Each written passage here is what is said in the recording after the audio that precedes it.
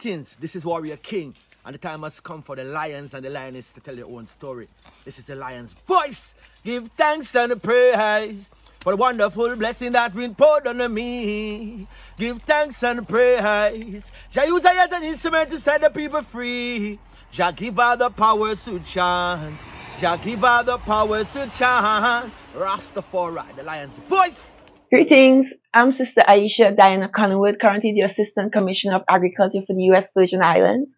Time for the lioness to roar. You know, this is the lion's voice. Lioness, let's roar, lion pour. This update will blow your mind. So while researching Ethiopian history for my historical fiction book, The Red Monk of Roha, which was published about a year ago, I realized countless similarities between Ethiopian history and Tolkien's The Lord of the Rings. Let me be clear, The Lord of the Rings is absolutely based on Norse and English history, but it is also possible that Tolkien was heavily influenced by Ethiopian history. Remember, Tolkien was born in Africa, and when he started writing his book around 1935, Ethiopia was making headline news worldwide after Italy invaded it, with Ethiopia's emperor even being named. Hold on, you notice that date? Let me bring it forward. You notice that date? What's that date? I made the same argument about the Black Panther in Marvel Comics that the brethren is making. When you look at the parallels with Ethiopia, you look at the creators of the Black Panther, Stan Lee and Jack Kirby, two European Jews in New York City. Black Panther created in 1966. His Majesty visits New York City 1963, gets the second largest parade since World War II. Ticker tape parade, United Nations, the Lion of Judah, ruler of an African nation that was once isolated, that now coming out, out of isolation, never been conquered.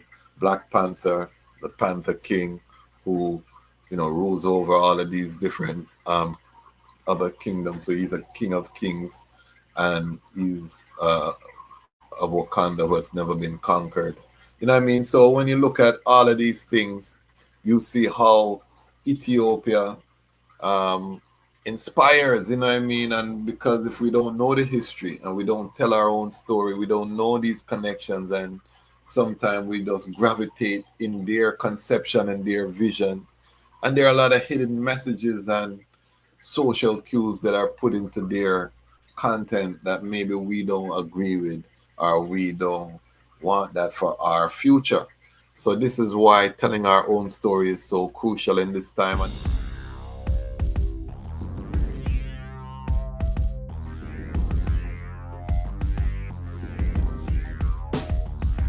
lion voice, tell them that's the people first choice. Lion voice, make the lioness them feel nice. Lion voice, with the lion cubs we sacrifice. Lion voice, got to show the people them the life. Lion voice.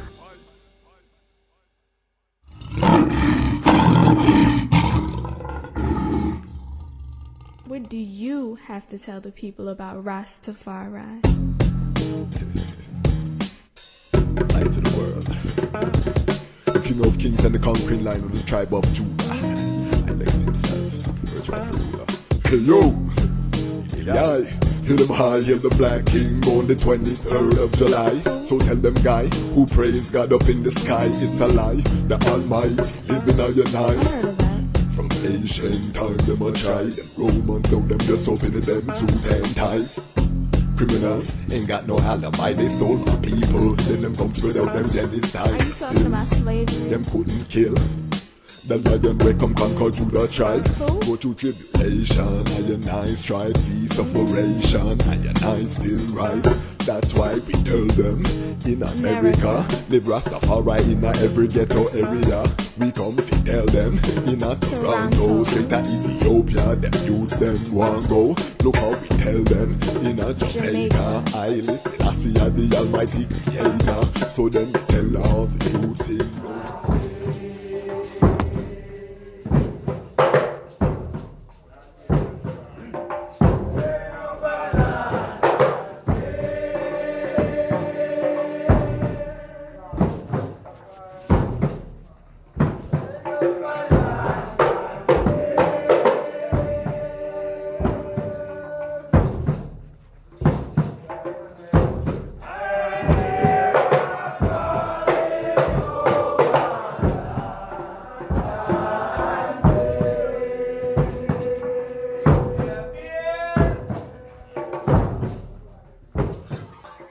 Greetings in that divine name of His Imperial Majesty Emperor Haile Selassie I. Glory and honor in the name of his chosen queen, EmpressMenen. My name is Kwasi Bansu, aka the DEJAZMATCH Kwasi, aka Ras Kwasi, aka the Reading Ras, aka the Pan-African Happy Man, creative industry attorney. I'm an artist, I'm an author, I'm an actionist, and right now I am the host of the Lion's Voice.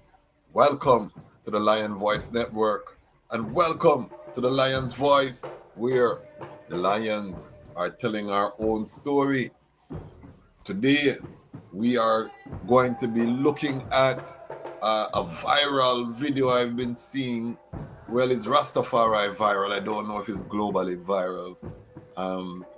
Big up the Association of Rastafari Creatives group, WhatsApp group. We received a link to this, and it confirms something that I've been saying and that I actuated. This is why, you know what I mean, show you that there are certain frequencies that you can tap into.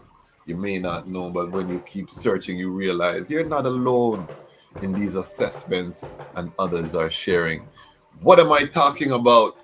I'm talking about this is an African author who, while writing a book, did some research on a very famous epic fantasy work called The Lord of the Rings.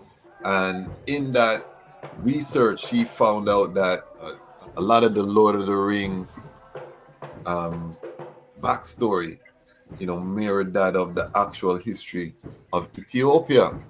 So, we realize the author lived in Africa. He lays out the argument. We're going to take a look at it and then comment. But I've been saying, that when I was reading Ethiopian, because I was a reader of these epic fantasy books as a youth, I didn't read Lord of the Rings. I read The Hobbit, read many other books. So I was a reader of these type of fiction books as a youth. And that is one of the things that, when I was at university and I started reading Ethiopian history, I said, this read like those epic fantasies that I used to read as a youth. And this, as I said, this brethren, we're going to watch the video. He lines it up. He did the research, and you see how everything line up. So I wanted to use this episode to just show that. And then also, I wrote Haile Selassie's Ethiopia with this pirates in mind, So if you haven't got the book, and I want to big up Maki, who was on our live. We had a beautiful live with Bongo Jack Elder from Trinidad. If you haven't seen that, check it out. Well, that time I'm in the jungle planting food and weed, Okay. Because I tell you already, the system closed down and I started to live, to return to the earth.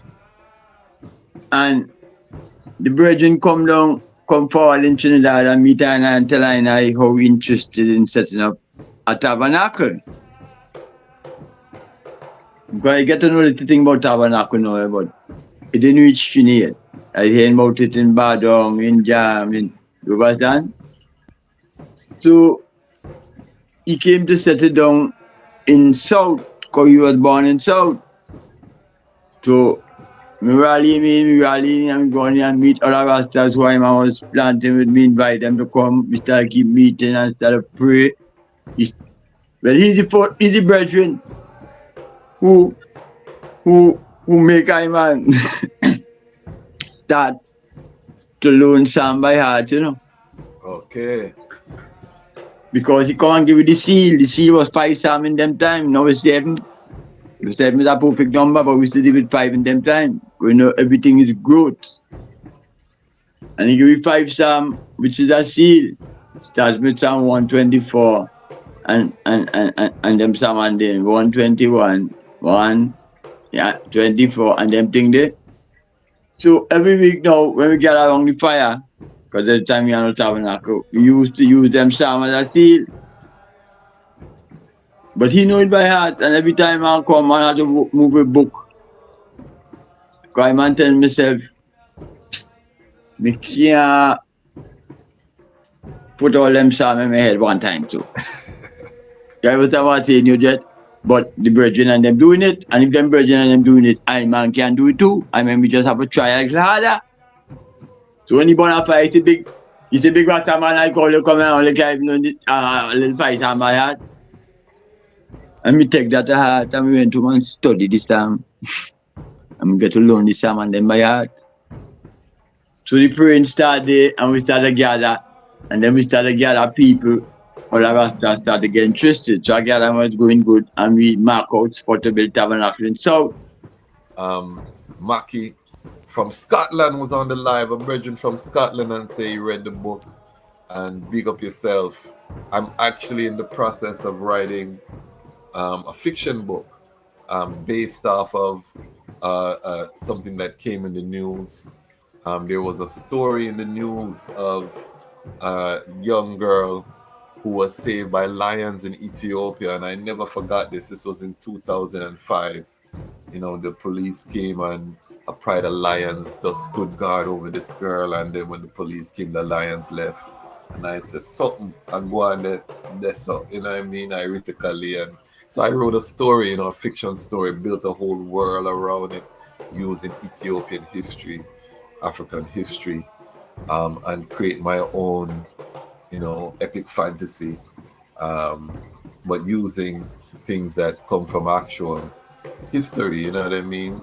I'm gonna start to share that with my Patreon. I need to finish it, you know, I'm in the stage where I'm going through, you know, the book is finished, now I'm going through for the second edit. Now you let it sit for a time, and then you come forward and you go through and you know what I mean, fix it up. You fix up like a plot line, would this that make sense, you know? So I'm in that phase.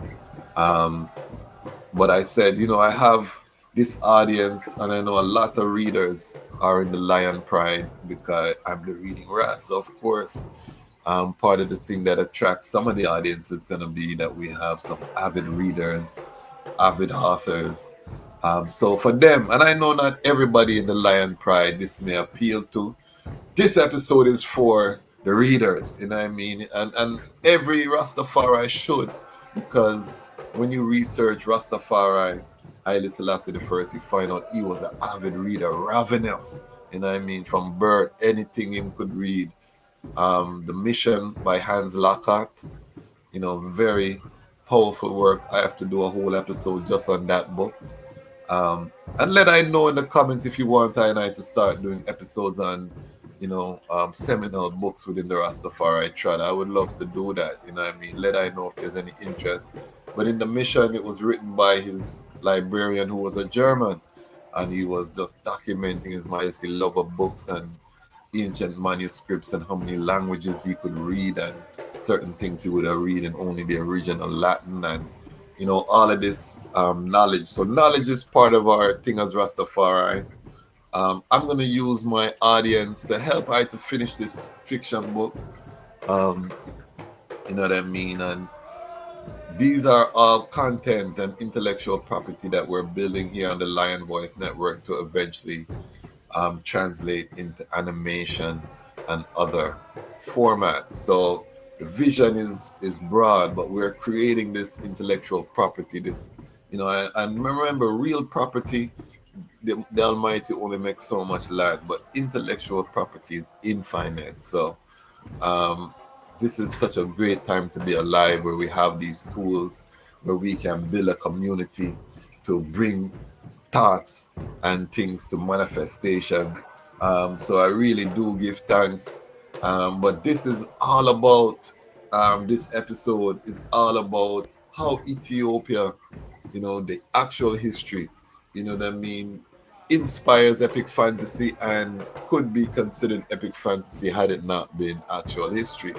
So we're really just glorifying in Ethiopia and the greatness that is Zion, the throne room of Zion, because I consider all of Africa Zion. So, you know, let's glorify in the great history represented by Ethiopia. I also, have been seeing videos going around about, the Prime Minister of Ethiopia allegedly removing gold from the palace, selling things from the palace. These are all allegations. We don't know if it's fact, but this will be very disturbing to touch the imperial legacy that was there. Even Mengistu and them man, they never touched certain things in the palace. It's a museum. This is the Solomonic heritage, and a lot of the things that His Majesty made sure were there that represent the great history of Ethiopia. So this is something we'll keep an eye on here on the Lion Voice Network, Rastafari Independent Non-Aligned Media, as we talk about Ethiopia and the history and the preservation. And there are many great royal imperial cultures on the continent. Of course, Ethiopia being the greatest, but there are many great traditions. Kemet is one way, of course, dazzle the world, as a powerhouse that stretch, across Iration, at its heights in certain dispensations. So there are certain things about the continent that we'll talk about. We'll bring Pan-African scholars to talk about the glory. But one of the things that we want to do, why it's important for the Lion telling our own story, is that we want to use this to create content, to create the things that our youth them gravitate to. Because right now, when you look at things like the Marvel Cinematic Universe, you look at characters like Thor, Odin, these are European gods, European culture, Eurocentric, and they use these things along with other aspects of pop culture to illuminate about their history and culture and to keep people in that Germanic, Roman worldview, So everything is colored under that lens. As we liberate our minds, liberate ourselves, now we have to create a Pan-African worldview. You know what I mean? Big up my brethren Bamani Arma. We just drop an episode where we're going through his new mixtape, The Black Colin Powell, where he's conceptualizing what if Colin Powell work for the benefit of black people. If you haven't seen it, take a check. It's a nice episode. And if you like that format where we actually go through, play a little snippet of the songs, and we go through the whole project. If you want to see more of that with creatives and even with Rastafari creative, drop a comment down, and you know what I mean. Remember, this thing is still a baby. Even though we are 13,100 plus in the Lion Pride now and growing constantly, we are still a baby. We not reach 100,000 on these things. This is going to be considered the early part of this journey. When we look forward 5 years from now, we'll remember these days fondly. You know what I mean? And as I said that, let me take an opportunity to just big up the Lion Pride. If this is your first time here, welcome. If you subscribe, you're part of the Lion Pride, and we are the fastest growing Rastafari platform on the planet. We are bringing all facets of Rastafari, liberty and culture. We are reasoning with Rastafari from all over the planet. And we're going to be reasoning with our Pan-African family. You're not just going to see Rasses on this platform. We have an extensive network. So we'll be bringing in ones from, the Black Church, Hebrew Israelite, Islam, Kemet, all of them, man, because that is how we live as Rastafari. You know what I mean? We reason with ones and we hold the ground no matter where we go. Ethiopia stand predominant through the ages. So any guy where we reason with out there or any scholar, you know what I mean, we just hold on upon that Ethiopian history. It cannot be shifted or denied because it's there unconquered, you know what I mean? So we stand and we hold the ground confidently, and that is the beauty of this liberty, is that, and as a student, young student at Howard University, in the heyday of, we had a Black conscious resurgence, Malachi Z, York, all kind of people, you know what I mean, Islam, Hebrew Israelite, this, that, everybody, you know what I mean, there, and I as young Ras were there, holding our ground intellectually, back of field, never lose, nothing yet, you know what I mean. Those were the days that you had to be sharp, where we could defend the faith, you know what I mean. I come out of that tradition with my brethren and sisters. We used to hold court on campus sometimes, a big crowd gather around and with us a reason, you know what I mean, on the yard. I come from that school, you know what I mean. Very unique times. So big up all of the Lion Pride who are here supporting the uprising of this platform. I want to big up the Lion Pride on Patreon. We are now 24 strong. We had two brethren that trod in first strong, Ras Terry Tafari, Ras Kojo, you know, two younger lions come in, and this strong we had two mamas trod in. My actual mother, where I have to big up, you know, and always support her. She became a member of the Patreon, so big up mama for supporting the Wash Belly here, and that was a great joy to see. And also big up Mama Carmen, one of the Rastafari mamas, brother Jack Queen. We're gonna have her on the platform. She is gonna talk on Lion Love about marriage, long-term relationship. She's now in the Black Church, very prominent. We're gonna have her on the platform. Welcome to the Lion Pride on Patreon, Mama Carmen. Really give thanks for the support. So we're at 24. We're trying to hit 100, and we max it out. Say we need at least 11 every strong. So we are 9 short for this strong. So we're asking the Lion Pride, our core. Now I know there's a wide, you know, 13,000 plus, but you know, we do the breakdown, the watch and people, this, that. So not everybody is core, but to my core, and I know the core is more than 100. That there with I'm just asking the brethren and sister, please come on board. You know, either as a mission supporter, $5 a cost of a cup of coffee, or you know, at the $10 level, which we encourage ones to come in at that level. And become part of something historic, because we're building something historic here for the Liberty. And I say all the time, no one is coming to save us. And I also say that we deserve it. We deserve a world-class media platform that's catering to I worldview, because it's a valuable worldview. It's a multi-billion-dollar industry. When you look at all of the tangents, we don't control any of it. We produce the raw material, you know what I mean. Give thanks for ones like, I won't say that we don't control any of it, but we control a very small portion as Rastafari. So big up Bob Marley, who, you know, has shown us some of the potential, you know, because his brand is built on the backbone of Rastafari, the colors, everything about Bob Marley. Big him up, you know what I mean, because he's showing what is possible. I always give honor to Bob Marley for that, you know what I mean, to show that if you hail His Majesty, what, you know what I mean, the reward can be. His lineage don't end, you know what I mean. I was just looking at Zion Marley new song, and him see my growing nuts, and I said, look on that, you know what I mean, great grandchildren, and the thing just don't end. That's a blessing, you know what I mean, regardless how you look on that. That means that was given to Bob by the Creator. No one can ordain or, you know what I mean, match that out. That does do. So, and it's proof of concept. So I have that, you know what I mean. So we deserve it as Rastafari, a world-class media platform. I'm committed.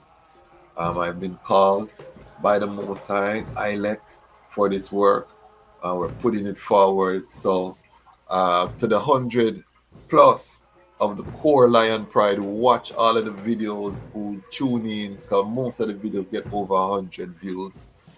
So all of those core, I'm just saying, come make we rally, hit the goal. I don't want to do a episode January morning about failure and trying to meet your goal. We exceeded our goal for subscribers for the channel. We're probably going to end the year with about 15,000, through the powers of the King. And that is a joy, but we want to hit the metric for the economic engine, because it takes a lot of time and effort to put into the platform, and we want to put in more. We want to be able to hire an editor, travel on location to do fullness, start putting together some documentaries and different, high-level features. This comes now with licensing footage and doing research and all of these things that no one has really done from a Rastafari perspective for I consumption. So let us come together and get it done, family. The talking time is done. We are in the arm with Gideon. So if not now, when? If not I, then who? Ask yourself these questions. And for those who it resonate, big up Peeping Squad. The peeping part of the Lion Pride, big up yourself, you're not going to see it. You're going to cuss all the rest, spend so much time, ask for money. It's because we understand crowdfunding is the only way to be truly independent in this Iowa, Big up all of the sponsors, big up all of the ones who are going to come on board, but this is it, and we have to spend the time, because if we don't achieve these goals, then it's not going to be sustainable. We're going to have to spend less time on the platform because it's Armageddon and we have a family to secure. So we have to do, the time has to be spent, and the item know we're also in the process of transitioning over to Ghana. These things we want to document and be able to show, but if it's not making sense from a financial standpoint, then it's not sustainable. So these are the things that we are dealing with, and we give thanks. We won't get too far, because say the item don't come for just hear about that. Big up LIDJ, Ramia King Design, support the Chad, big up Raswole, big up everyone. And before we get into the fullness, let's go into the comment of the strong. So the comment of the strong goes to I am Emmanuel 4032. Big up yourself, King. The comment was made. One point, the Bible teaches that the heaven and earth won't come by human or mortal striving, but it will descend from heaven. See Revelation 21 and 22. He goes on to say we need to make a holistic effort, but there are elements that transcend thought, will, and striving. And then he follows up by saying the fullness of heaven on earth must come from heaven in heaven. But I overs the point anyway. But the fullness of power will never be concentrated in the hands of mortal man, even as man was created on the 6th day rather than the 7th. So heaven cannot come from a Monday to Friday vibe, but from a sabbatical vibe. The vibe of man in submission to God, not man walking in pride and self-effort. So very powerful opinion, and these are the, as I say, high-level reasonings we want to foster in the comment section. This is not a yes factory. Mighty, and them reasoning there we are talking about, Brethren is talking about his concept of the manifestation of Zion on earth, and to that I would answer that to I, Zion starts internally. When we talk about the heavens in Rastafari, we're talking about your thoughts, we're talking about what's inside of ones, your heavens, free up your heavens anytime we talk about it. So the Zion have to manifest within man first before it can manifest externally. And what we're talking about is the great gathering where we've been called home, repatriation. So when this great gathering of ones who individually have manifested that Zion within them come together on the African continent and connect and manifest the works, then Africa itself now becomes that Zion on earth. You know what I mean? And there are ones in Africa already doing this. Africa is going through a massive transformation. Big up the BRICS countries. I heard that Russia just forgave, I think, $20 billion of debt. Mali and some of these countries have great thing reduced from them. This phase, of development, the next 4 years, you're going to see some rapid development, as World War III ramps up in the Middle East and continental Europe. You know what I mean? There's going to be less resources in being put into Africa, to the militarization of Africa and these conflicts in Africa. This is my sound. And you're going to see a massive development. China, the BRICS countries are on the continent developing the infrastructure at a serious rate. The African middle class, the manufacturing sector, the industrialization is happening as we speak. And coupled with the great return, the influx, I just read an article that, we have in France, you have French-speaking Africans returning home to their countries of origin because of all what's happening, and because Europe, is crumbling. Europe is going through some very hard economic times. So the brain drain is now slowly reversing. So this is a monumental time pan creation, the great return. But big up the brethren, and his comment about Zion on earth. This is the type of high level reasoning that we want to be home to. And everyone don't have to agree. This is not a yes man empire. Lion Pride have their own views. We disagree all the time in perfect love here at the Lion Pride. So definitely big up yourself, my brethren. This is a home for the eye. All right, so let us get into what we're talking about. We're talking about the might of Ethiopia's history and the impact and the influence on fantasy. This brethren here doing some powerful analysis. Let's listen and see what we agree. And I'm going to put the link to the brethren YouTube channel in the description. You can support the content creators, So let's hear what the brethren have to say. This update will blow your mind. So while researching Ethiopian history for my historical fiction book, The Red Monk of Roha, which was published about a year ago, I realized countless similarities between Ethiopian history and Tolkien's The Lord of the Rings. Let me be clear, The Lord of the Rings is absolutely based on Norse and English history, but it is also possible that Tolkien was heavily influenced by Ethiopian history. Remember, Tolkien was born in Africa, and when he started writing his book around 1935, Ethiopia was making headline news worldwide after Italy invaded it, with Ethiopia's emperor even being named. Hold on. You notice that date. Let me bring it forward. You notice that date. What's that date? Tolkien family portrait 1892. This brethren probably don't know the history of His Majesty. 1892, the birth of the king. This brethren Tolkien is on the continent. So book around 1935, Ethiopia was making headline news worldwide after Italy invaded it, with Ethiopia's emperor even being named Time Magazine's Man of the Year twice in the 1930s. Like many at the time, Tolkien too may have taken an interest in Ethiopian history. Here are some of the most glaring similarities between Ethiopian history and Lord of the Rings. In Lord of the Rings, we have the city of Gorgoroth. In Ethiopia, we have the city of Gogora. Lord of the Rings, Harad. Ethiopia, Harar. Lord of the Rings, Barajio. Ethiopia, Bahida. Lord of the Rings, Rohan. Ethiopia, Roha. And Roha, which is now known as Lalibela, has always been known for its rich horse riding culture, even today, much like the riders of Rohan in Lord of the Rings. So you see all of these things, and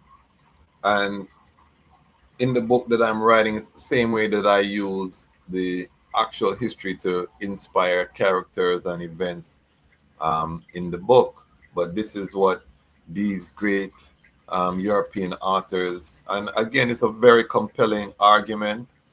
I have not read Lord of the Rings. I probably will read it someday, when I'm more seated.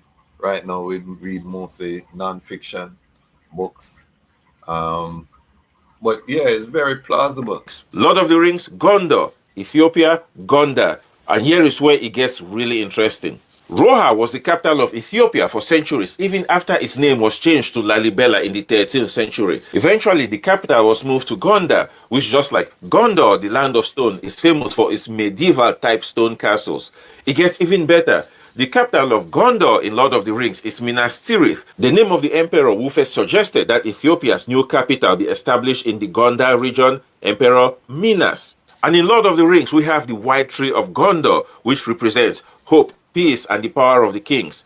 In the middle of Ethiopia's Gondar stands a 300-year-old tree named Jantekel, planted by the city's founder, Emperor Fasilides, in the 1600s as a symbol of, guess what, hope, peace, and the power of the emperors. The most famous mountain in Lord of the Rings is Mount Doom, which in Tolkien's Sindarin language is called Urodrine, which means fiery mountain. The most famous mountain in Ethiopia, though not a real mountain, is Eta Ale, which in the local language means smoking mountain. Fiery mountain, smoking mountain. But there is more. Mount Doom is known for having a massive lava lake in which Frodo Baggins destroyed the Ring of Power. And guess what? Eta Ale is best known for having the longest existing lava lake in the world since the early 20th century. Also, the number 9 is significant to both Lord of the Rings and Ethiopia. In Lord of the Rings, Sauron gave 9 rings to 9 riders and taxed them to spread his influence throughout the realm. In Ethiopia, whose history is heavily influenced by its version of Christianity, there is a group of clergy also referred to as the 9, whom the king taxed with spreading Christianity and his influence throughout the. And let I know, we're gonna do some history on the Orthodox faith in Ethiopia and some of these figures, because some of these figures, you know, when you talk about epic fantasy, you know, you had some man that talked to animals, some man that did all type of miracles that are recorded in Ethiopian history. I would like to, at some point, you know, reason with some Ethiopians and go deep into this history and, you know, how they view these things, you know what I mean, and get deeper. So this, again, that's the thing, beautiful thing about this channel and about this movement, is that there's no limitation to subject matter. We can go, you know, right now we're on the surface on most topics. We can really go deep with some of these things, but these are some fascinating connections. Rome in the 5th century. Just like the 9 in Lord of the Rings achieved immortality as wraith, so too did the 9 of Ethiopia achieve immortality as saints and are highly revered in the Ethiopian church today. Also, both Gondor in Lord of the Rings and Ethiopia had brother kings who ruled together, and the similarities between both sets are striking. The brother kings of Gondor were Isildur and Anarion. The brother kings of Ethiopia were Ezana and Saizana, who ruled in the 4th century. Isildur built a city called Minas Ithil, which means the Tower of the Rising Moon. Ezana's Christian name was Abreha, which means he who illuminates. Moon illuminates. See a similarity? Anarion built a city called Minas Ano, which means the Tower of the Sun. Saizana's Christian name was Asbeha, which means he brings dawn. Sun, dawn. Also in Gondor, after Isildur and his line of kings died out, the rule of Gondor was passed on to stewards who ruled Gondor, but were never accepted as kings. But eventually the wise wizard Gandalf mentored and guided Aragorn from exile to restore Isildur's line of kings by reclaiming the throne of Gondor.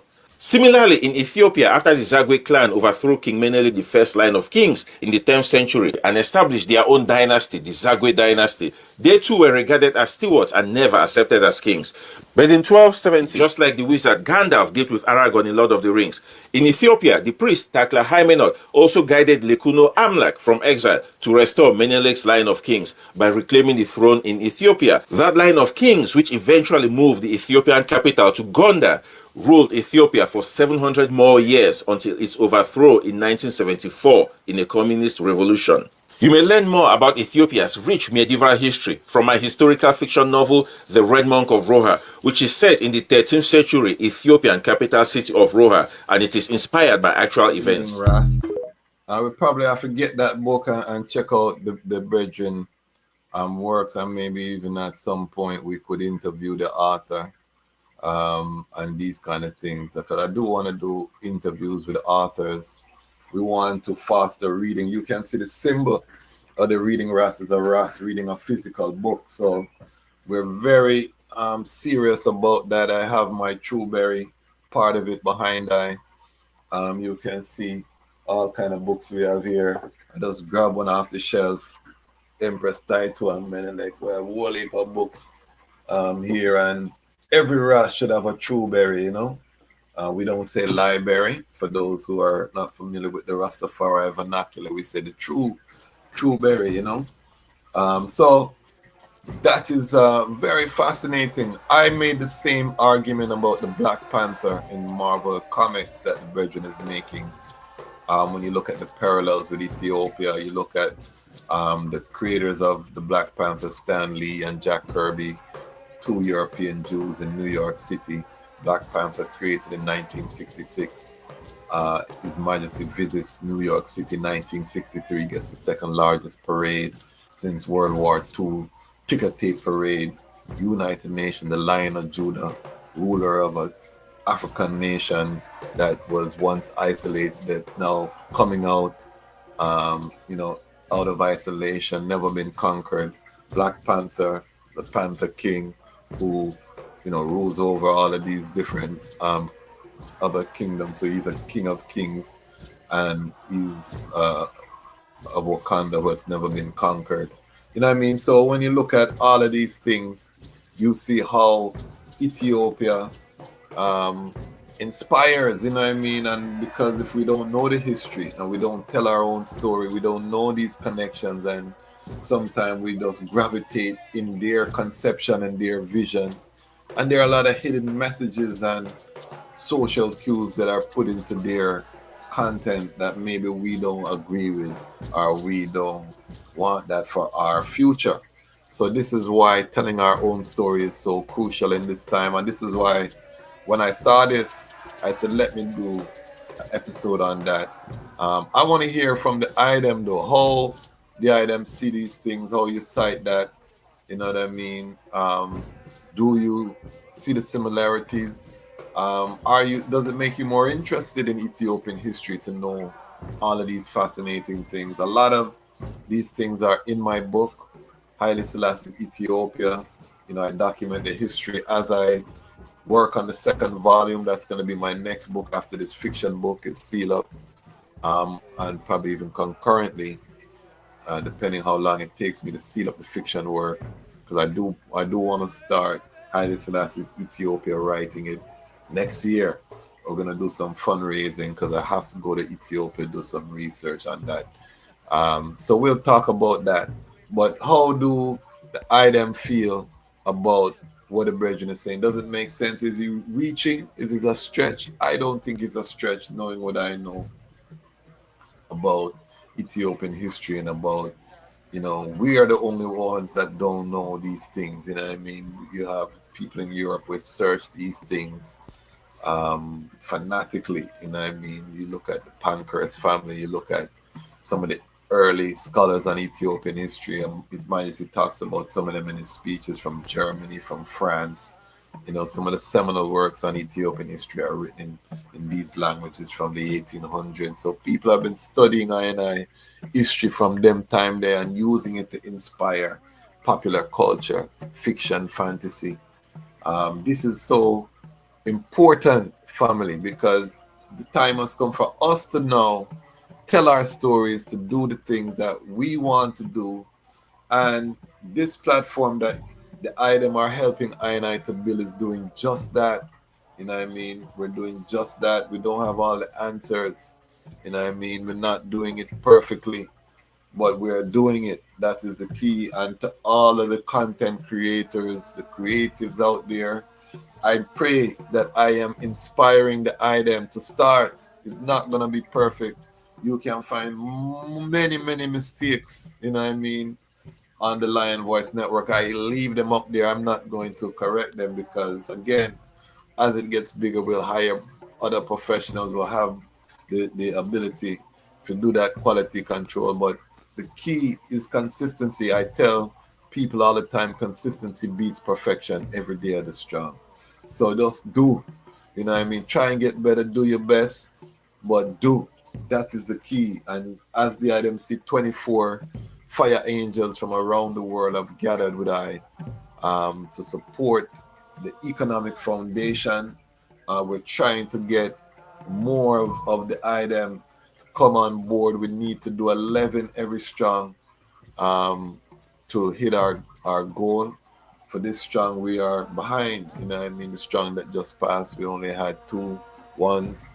Join us on the Patreon. So join us on this journey to create world-class Rastafari independent non-aligned media, to create production studio that is catering to a Rastafari worldview and Rastafari sounds and energy and a Pan-African sounds and energy, because Rastafari in its purest form is a Pan-African. Haile Selassie is the father of Africa, the first chairman of the Organization of African Unity. So our thing is inextricably intertwined with the growth and development of Africa. His vision was a united, prosperous Africa. So you can't take that from outer I&I DNA. So we are part of that ecosystem, and we have to have our own spaces. Big up all of the other brethren and sisters who are rising Rastafari independent non-aligned media in this time. Some of them have been featured on this platform.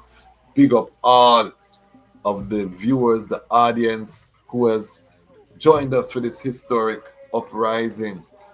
We are worthy, we are able, and we are willing to fulfill the call. Why? Because the time has come for the lions to tell our own story. And this is the Lion's Voice. Lion voice.